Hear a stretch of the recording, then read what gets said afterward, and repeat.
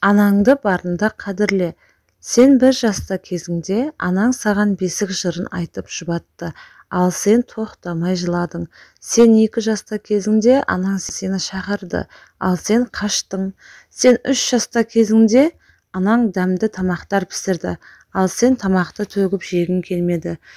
Сен 4 жаста кезіңде анаң саған жазуды үйретіп, қолыңа қалам берді, ал сен қабырғаларды сызып тастадың.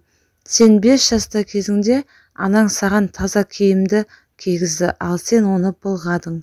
Сен 6 жаста кезіңде анаң сені мектепке ертіп барды, ал сен бармаймын деп қиғылық салатын едің.